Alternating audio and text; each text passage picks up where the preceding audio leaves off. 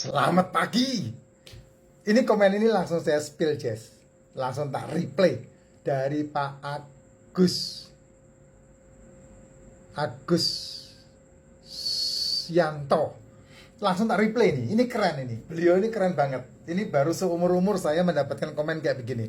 Kalau kaldu tulang sapi yang direbus kurang lebih 3 jam, air kaldu tulang itu kandungannya apa ya Pak Jess?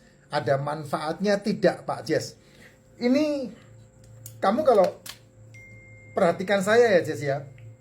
Saya selalu menyebut makanan yang benar-benar untuk sel tubuh kita itu adalah telur, ikan, daging, seafood. Saya selalu menyebutkan itu. Telur, ikan, daging, seafood. 4 makanan ini ya, telur, ikan, daging, seafood, kalau kamu masak itu mengandung semua kebutuhan mikronutrisi dan makronutrisi. Telur, ikan, daging, seafood. Ikan spesial, seafood spesial karena ketika kamu mengkonsumsi 2 ini ada tambahan omega 3. Ya, ada tambahan omega 3 di ikan sama seafood. Nah, telur, daging itu kan ada termasuk tulang-tulangnya, termasuk jeroannya. Nggak ada yang dibuang itu, semuanya sama itu. Ya, di dalam telur, di dalam ikan, di dalam daging, di dalam seafood itu ada 5 poin. Yang pertama adalah mineral, yang kedua adalah vitamin, ini disebut mikronutrisi. Yang selanjutnya ada asam amino, ada asam lemak, ada karbohidrat, ini disebut makronutrisi. 3 ini. Ya, inilah aslinya makanan sel tubuh kita. Ini makanan sel tubuh kita. Tetapi selama hidup dari semenjak manusia dikandung sama ibunya, ibunya sudah ngurusin ngidam. Dan yang dimakan adalah ini. Karbo, jajanan, cemilan, cepuluh, ceblas. Coba aja omongan saya, catat baik-baik, kamu buktikan.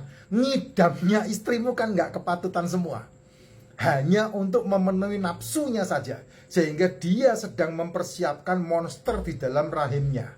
Dan itu yang membuat semua penyakit anak-anak yang dilahirkan itu disebut sebagai penyakit keturunan. Karena apa? Karena udah dibentuk sama maknya.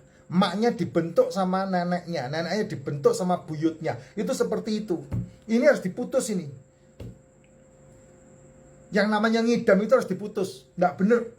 Karena pasti kamu akan hanya memaksa nafsu, keinginan ini, keinginan itu. Ditambah lagi ketika dilahirkan, lahir oek, langsung dikasih susu. Susunya itu bukan susu. Susunya itu adalah gula.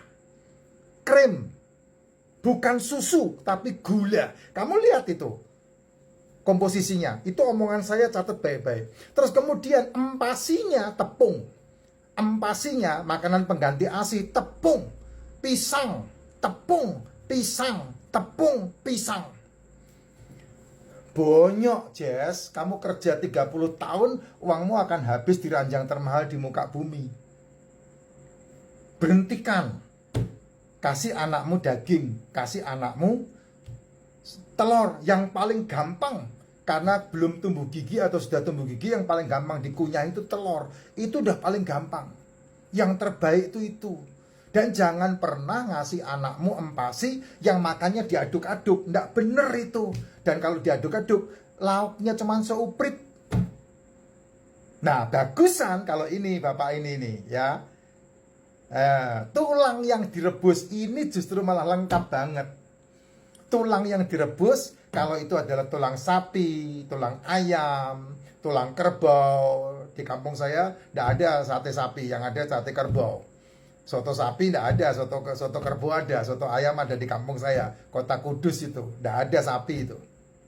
Ya, itu yang paling top.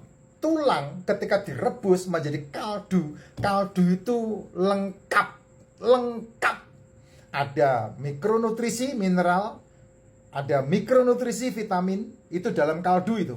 Ada makronutrisi asam amino, ada makronutrisi yang namanya asam lemak, Ada makronutrisi yang namanya karbohidrat. Makanya kamu ngadu kaldu aja udah lengkap.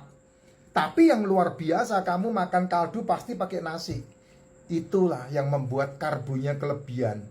Kenapa kelebihan? Karena satu harian kamu nyemil, minum minuman berenergi yang jas-jos itu, yang kuning-kuning, yang merah-merah, yang hijau-hijau, yang apalagi itu, yang jus itu makananmu ini kelebihan.